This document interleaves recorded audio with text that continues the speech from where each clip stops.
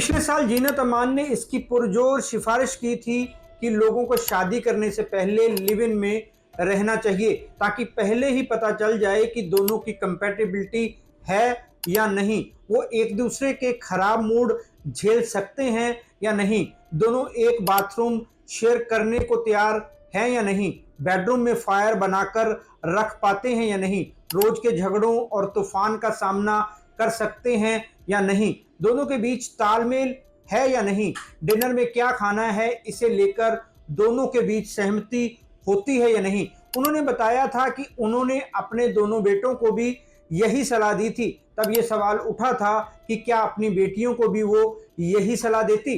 Actress Mumtaz ने जीनत अमान की इस बात को गलत ठहराया था।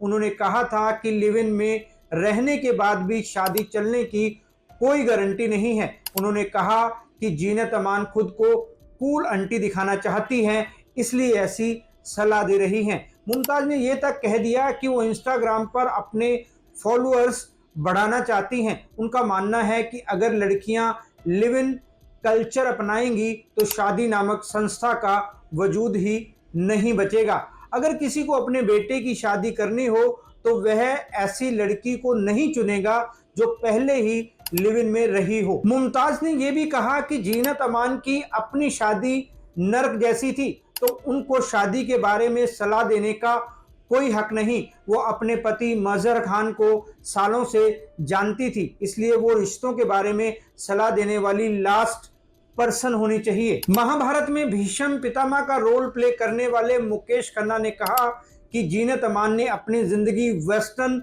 कल्चर के हिसाब से जी है, इसलिए वो इसकी पैरवी कर रही हैं। ये हमारा कल्चर नहीं है। अगर लिव इन में रहते हुए लड़के और लड़की के बीच में सब कुछ सही नहीं रहे तो फिर उनका क्या होगा। सायरा बानो ने भी जीनत अमान की बात को गलत ठहराया था, जबकि सोनी राजदान और सोमी अली ने जीनत अमान की बातों को सही बताया था। क्या सही है क्या गलत, इस पर हमारा समाज दो गुटों में बटा हुआ है।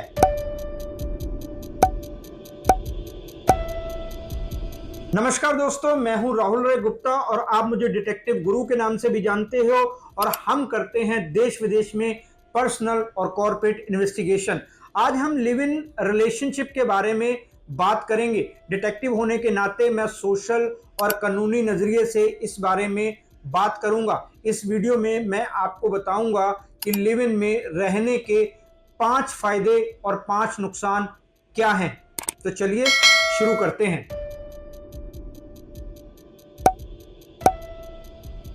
सबसे पहले मैं आपको लिव इन में रहने के 5 फायदे बताता हूं।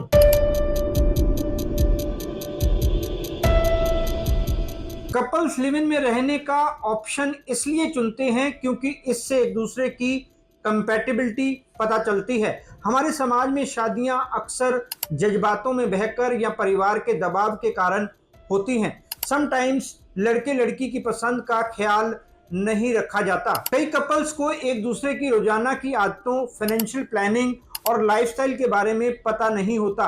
शादी के बाद कई सरप्राइज मिलते हैं, जरूरी नहीं कि वो पॉजिटिव ही हों, लेकिन अगर वो लिव इन में रहते हैं तो वो इस बारे में पता लगा सकते हैं। लिव इन में रहने का पहला फायदा यही है, इससे अनहैप्पी मैरिज, लगातार झगड़ों और तलाक का रिस्क कम हो सकता है। कपल्स अपनी अपनी जज्बाती कंपैटिबिलिटी का पता लगा पाते हैं। उनको पता चल जाता है कि उनके होने वाला पार्टनर तनाव को कैसे लेता है, दोनों के बीच कोई कंफ्लिक्ट होता है तो उसको लेकर उसका क्या टेक होता है, एक दूसरे को कितना स्पेस दे पाते हैं। उसके बाद आता है फाइनेंशियल मामला। वो पता लगा पाते हैं कि पार्टनर की खर्च करने, पैसा बचाने की आदतें कैसी हैं, वो अपनी लाइफ में फाइनेंशियल रिस्पॉन्सिबिलिटीज को कैसे पूरा करता है, पार्टनर को घर संभालना आता है या नहीं, घर से जुड़े मुद्दों को सीरियसली लेता है या नहीं, कितनी सफाई रखता है, घर के प्रति अपनी ड्यूटी निभाता है या नहीं, ये सब लिव इन में पता चल जाता है। लिव इन में रहते हैं तो पार्टनर के सोशल बिहेवियर के बारे में भी पता चलता है। दोस्तों, परिवार वालों, रिश्तेदारों से उसका रिश्ता कैसा है, किस चीज को वो सबसे ज्यादा इंपॉर्टेंस देता है। हमारे समाज में शादियां परिवार की उम्मीदों जात पात, धर्म, आर्थिक स्थिति से जुड़ी होती हैं। अपने परिवार को कैसे आगे बढ़ाना है, कपल्स का इस पर पूरा कंट्रोल नहीं होता। शादी को लेकर काफी कुछ ऐसा होता है जो परिवार वाले और रिश्तेदार फिक्स करते हैं, जैसे शादी के फंक्शन कैसे होने चाहिए, क्या पहनना है, कितना खर्च करना है। इन सब बातों पर समाज और परिवार का बड़ा दबाव होता है। शादी के बाद घूमने कहाँ जाना है, ये तक दूसरों के दबाव के बीच तय होता है। लेकिन लिव इन रिश्ते में कपल्स खुद तय करते हैं कि उनको कैसे रहना है, अपनी ड्यूटीज कैसे बांटनी है, कितना खर्च करना है, कितना बचाना है, कौन कितना खर्च करेगा। ये सब उन दोनों के बीच होता है, किसी तीसरे का इसमें कोई दखल नहीं होता। लिव इन रिश्ते में ना तो लड़कियों को दहेज लाना पड़ता है, ना ही मजबूरी में कोई समझौता करना पड़ता है। उन पर कभी परिवार की तो कभी समाज की उम्मीदों पर खरा उतरने का दबाव भी नहीं होता, जैसा कि शादी के रिश्ते में होता है। क्या पहनना है, कैसे सोना है, खाना बनाना है या नहीं, ये सब उनकी अपनी मर्जी होती है। उनको इसके लिए टोकने वाला कोई नहीं होता। अपने करियर पर फोकस करने वाले लोग इसलिए लिव इन में रहना चाहते हैं, क्योंकि इससे लाइफ को बैलेंस करने के लिए ज़्यादा कोशिशें नहीं करनी पड़ती।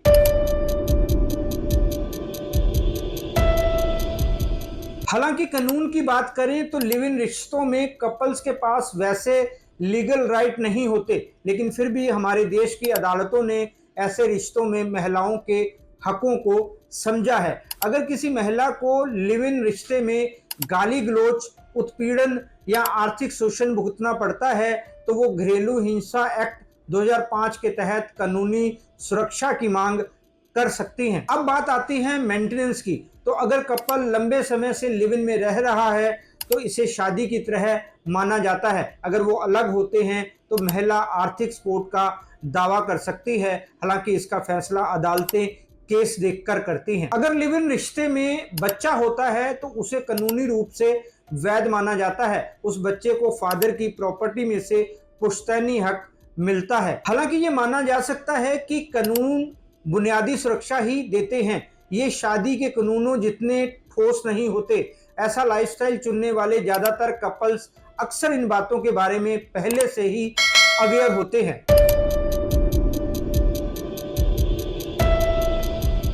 शादी में तलाक होता है तो इसमें क्या क्या मुश्किलें आती हैं, ये किसी से छिपा नहीं है। कई महिलाएं अपने राइट्स का मिसयूज कर रही हैं, सालों साल केस चलते हैं, हस्बैंड को कोर्ट के धक्के खाने पड़ते हैं, उसकी नौकरी पर असर पड़ता है, उसकी कमाई का काफ़ी बड़ा हिस्सा वाइफ को खर्चा देने और कोर्ट की फीस भरने में चला जाता है। कई लड़कों ने तंग आकर आत्महत्या की है। अतुल सुभाष का केस इसकी सबसे बड़ी मिसाल है। उसके बाद कई और पतियों की सुसाइड के केस भी सामने आए हैं। जिन लोगों ने इस तरह से सुसाइड की वो तलाक के प्रोसेस से तंग आ चुके थे। उनका मानना था कि जब वो ही नहीं रहेंगे तो वो वाइफ किससे पैसा मांगेगी, किसको तंग करेगी। जबकि जो महिलाएं सताई हुई होती हैं उनके लिए भी तलाक पाना मुश्किल होता है। कोर्टों के चक्कर काटने से बचते हुए वो नर्क जैसी जिंदगी गुजारती रहती हैं। अगर तलाक हो भी जाता है तो सोसाइटी के प्रेशर में आकर दोबारा शादी कर लेती हैं। पहली शादी से बच्चे होते हैं तो कई महिलाओं की लाइफ और मुश्किल हो जाती है। इसकी बजाय लिव इन रिलेशनशिप में अगर किसी की नहीं बनती है तो वो अलग होने में कोई कानूनी तामझाम नहीं होता। सालों तक कोर्ट के धक्के नहीं खाने पड़ते, एक दूसरे से बात करके वो अलग हो सकते हैं। न समाज का कोई डर होता है, न फैमिली का प्रेशर, ना ही कोई कानूनी बंधन। लिव इन में अलग होना बहुत आसान होता है। इसलिए जो लोग शादी को लेकर डरते हैं, जिन्होंने तलाक की प्रोसेस देखी या सुनी होती है, वो लिव इन में रहना ज्यादा पसंद करते हैं। तो दोस्तों, लिव इन में रहने का चौथा फायदा यही है कि ये रिलेशनशिप सारे बंधनों से आजाद होती है।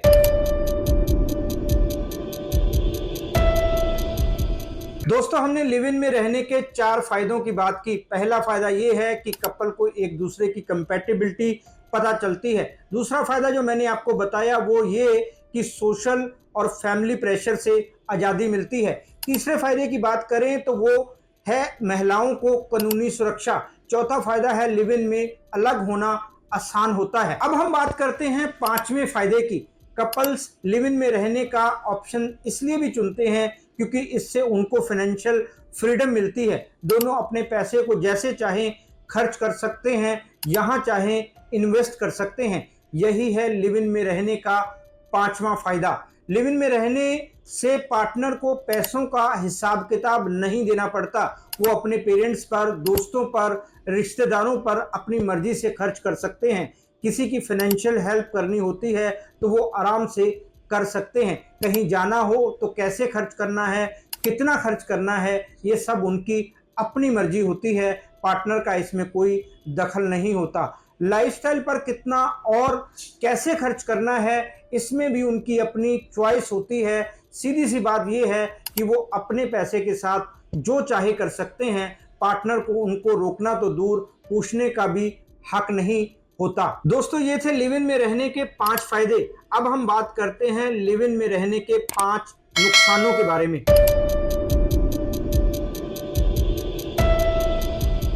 बेशक लिव इन में रहने के फायदे हैं, लेकिन ये इतना भी आसान नहीं है। हमारे देश में अभी भी इसे उतनी मान्यता नहीं मिली। हालांकि बड़े शहरों में, हाई सोसाइटी में पेरेंट्स इसे एक्सेप्ट कर लेते हैं, लेकिन छोटे शहरों में ऐसा नहीं होता।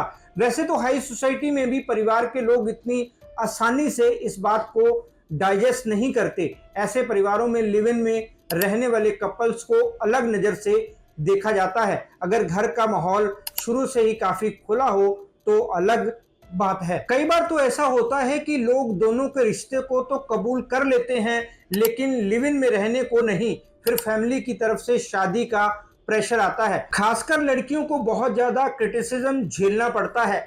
ऐसा इसलिए होता है क्योंकि लिव इन रिश्ते को लड़कियों के लिए नेगेटिव समझा जाता है। पेरेंट्स के दिमाग में एक ही बात होती है, अगर लड़की प्रेग्नेंट हो गई तो, अगर दोनों की नहीं बनी तो बाद में उस लड़की से शादी कौन करेगा। अगर आपको इस बात से फर्क पड़ता है कि लोग क्या कहेंगे, तो आपको लिव इन का फैसला लेने से पहले 100 बार सोच लेना चाहिए। परिवार ने आपके इस फैसले को एक्सेप्ट नहीं किया है तो सोच लें कि क्या आप फैमिली के बिना रह पाएंगे। वैसे डिटेक्टिव होने के नाते मैं कई बार ऐसे केस देखता हूं। ऐसी प्रॉब्लम्स तो आती हैं लिव इन रिश्तों में।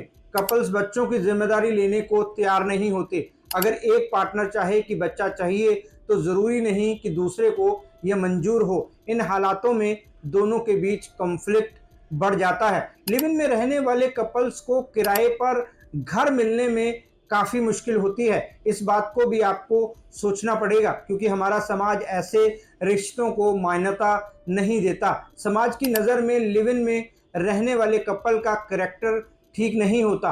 तो दोस्तों, लिव इन में रहने का पहला नुकसान यही है कि ऐसा कपल हमेशा समाज और परिवार की नज़रों में चुभता रहता है। लोग उनसे दूर रहना पसंद करते हैं। उनको फैमिली और सोशल फंक्शंस में नहीं बुलाया जाता। परिवार उनके रिश्ते को लेकर शर्मिंदगी महसूस करता है।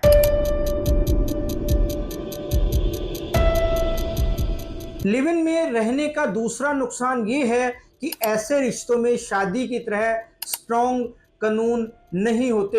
अगर एक पार्टनर अचानक से दूसरे को छोड़कर जाना चाहे तो वो ऑटोमेटिकली कानूनी सुरक्षा का हकदार नहीं बन जाता, जैसा कि शादी में होता है। दूसरे पार्टनर पर आर्थिक सपोर्ट की कोई जिम्मेदारी नहीं होती जब तक कोर्ट ये ना मान ले कि दोनों का रिश्ता शादी जैसा था। अगर लिव इन में रहने से पहले या उसके दौरान कोई जायदाद खरीदी गई थी, वो भी बिना किसी लीगल पेपर्स के, तो कपल में डिस्प्यूट बढ़ सकता है क्योंकि जब कोई कानूनी पेपर ही नहीं बनाए तो कानून कैसे हेल्प करेगा। लिव इन में रहने के दौरान अगर एक पार्टनर की डेथ हो जाती है तो जरूरी नहीं कि पुश्तैनी जायदाद अपने आप ही दूसरे पार्टनर को मिल जाए, जब तक कि कानूनी वसीयत में ऐसा ना लिखा हो।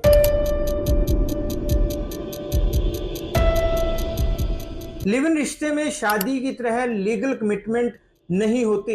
इससे कपल्स जज्बाती तौर पर एक दूसरे से नहीं जुड़ पाते। दोनों के बीच दिल का रिश्ता कम ही होता है। अपने रिश्ते निभाते हुए दोनों दिमाग से सोचते हैं, जो उनके ऐसे रिश्ते के लिए जरूरी भी होता है। एक पार्टनर कभी भी रिश्ता तोड़कर जा सकता है, जिससे दूसरे को जज्बाती परेशानी होती है। अगर वो इमोशनल है तो उसे इससे बाहर आने में महीनों या सालों लग सकते हैं। लिव इन रिश्ते का तीसरा नुकसान यही है कि इसमें कोई कमिटमेंट नहीं होती, कोई बंधन नहीं होता। कपल्स के मन में हमेशा इमोशनल इनसिक्योरिटी बनी रहती है, खासकर लंबे समय के रिश्तों में। पहले तो ये रिश्ता प्यार से शुरू होता है, इसलिए तो दोनों एक दूसरे के साथ रहने का फैसला करते हैं। टाइम बीतने पर वो नहीं चाहते कि उनको हस्बैंड वाइफ जैसा फील हो, इसलिए वो एक दूसरे से थोड़ा डिटैच होने लगते हैं। ऐसा भी हो सकता है कि एक पार्टनर लिव इन रिश्ते की आजादी का गलत फायदा उठा ले, इससे दूसरे को मानसिक परेशानी होगी, वो डिप्रेशन का शिकार भी हो सकता है। कई बार लोग पॉजेसिव हो जाते हैं, एक छोड़कर जाना चाहे तो दूसरा साजिशें करके उसे रोकने की कोशिश कर सकता है। श्रद्धा का मर्डर तो आपको याद ही होगा। रिपोर्ट में यही सामने आया था कि वो छोड़कर जाना चाहती थी, लेकिन उसके पार्टनर को यह मंजूर नहीं था, इसलिए उसने उसका मर्डर कर दिया। तो साफ बात यह है कि बिना आपसी भरोसे के, बिना जज्बातों के लिव इन का रिश्ता मशीनी हो सकता है, जिससे मानसिक परेशानियां हो सकती हैं।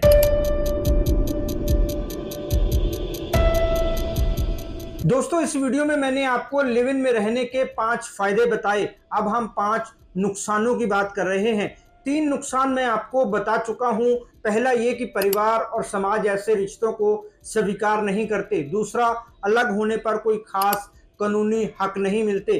तीसरा, इमोशनल इनसिक्योरिटी बनी रहती है। अब हम बात करते हैं चौथे नुकसान की। वो ये है कि अगर ऐसे रिश्ते में बच्चे होते हैं तो उनके सामने कई मुश्किलें आती हैं। जैसा कि मैंने पहले आपको बताया, सुप्रीम कोर्ट ने यह साफ कर दिया है कि लिव इन के रिश्ते से पैदा हुए बच्चे वैध हैं, लेकिन फिर भी कपल्स को सामाजिक और कानूनी चुनौतियों का सामना करना पड़ता है। कपल स्कूल में एडमिशन कराने जाता है तो उससे मैरिज सर्टिफिकेट मांगा जा सकता है। अगर मेल पार्टनर की फैमिली उस बच्चे को स्वीकार नहीं करती तो जायदाद पर विवाद हो सकता है। समाज का एक बड़ा तबका लिव इन रिश्ते से पैदा हुए बच्चों को अवैध समझता है। वो उस बच्चे को एक्सेप्ट करने को तैयार नहीं होता। ऐसे हालातों में बच्चे को स्कूल, कॉलेज में परेशानियों का सामना करना पड़ता है। कई बार बच्चों का मानसिक विकास नहीं हो पाता। वो या तो डरा सहमा रहता है या फिर खुद को साबित करने के लिए दबंग बन सकता है। इसलिए जरूरी है कि लिव इन में रहने वाले कपल्स बच्चा पैदा करने से पहले सारी चीजों को समझ लें।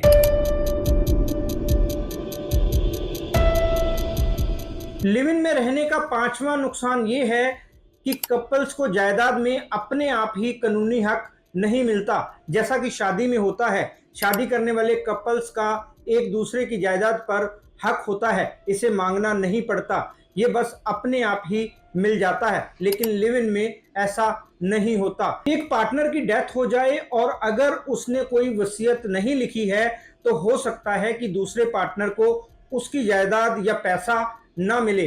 अलग होने पर भी जायदाद का बंटवारा बेहद उलझनों भरा है। इसके लिए कानून में पहले से कोई तय नियम नहीं है। पार्टनर ना तो जायदाद का दावा कर सकते हैं और ना ही इंश्योरेंस का।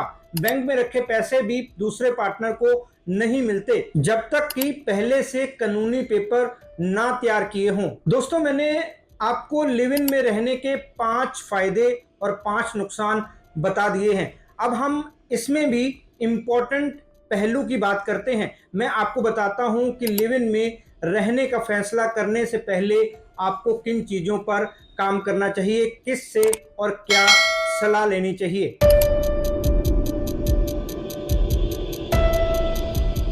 डिटेक्टिव होने के नाते कपल्स को मेरी यही सलाह है कि लिव इन में रहने का फैसला करने से पहले इसके नुकसान और फायदे जान ले। सब कुछ पहले से समझ लेंगे तो बाद में परेशानी नहीं होगी। सबसे पहले लिव इन पार्टनर होते हुए अपने अधिकारों के बारे में जानें। पता लगाएं कि आपके क्या क्या अधिकार हैं। अपने पार्टनर के राइट्स का भी पता लगाएं। इससे आपको साफ हो जाएगा कि आपको क्या करना है और क्या नहीं करना।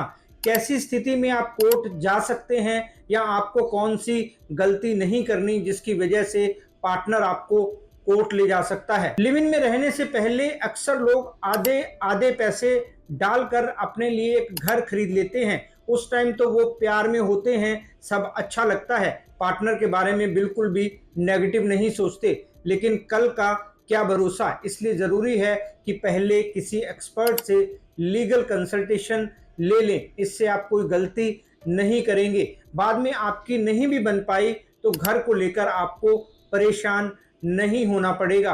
बैंकिंग का सिस्टम भी अलग ही रखें तो बेटर है। कोई भी ऐसा म्यूचुअल इन्वेस्टमेंट ना करें जिसके लिए बाद में आपको पछताना पड़े। 100 बातों की एक बात, पैसे से जुड़े फैसले दिल से नहीं बल्कि दिमाग से लें। पैसे का पूरा हिसाब किताब लीगल और पेपर पर होना चाहिए। जिंदगी भर पछताने से अच्छा है पहले ही सोच समझकर चलें। समाज और परिवार के विरोध का सामना करने के लिए तैयार रहें, खासकर यहाँ परिवार नैरो माइंडेड हो सकता है परिवार आपको बेदखल कर दे या फिर आपके साथ सारे रिश्ते तोड़ दे। पहले सोच लें कि आप इसे कैसे बर्दाश्त करेंगे। दोस्तों, ये वीडियो आपको कैसा लगा कमेंट करके जरूर बताएं। इस टॉपिक को लेकर आपके कोई सवाल हो तो कमेंट करके पूछ सकते हैं। इस वीडियो को अपने दोस्तों रिश्तेदारों के साथ शेयर करना ना भूलें ताकि ज़्यादा से ज़्यादा लोगों को ये जानकारी मिल सके। और हाँ, हमारे चैनल को सब्सक्राइब ज़रूर करें ताकि ऐसे इंफॉर्मेटिव वीडियो आपको मिलते रहें। फिर मिलते हैं जानकारी से भरपूर एक और वीडियो में। तब तक के लिए अपना और अपनों का ख्याल रखें, खुश रहें, मस्त रहें। जय हिंद। डिटेक्टिव गुरु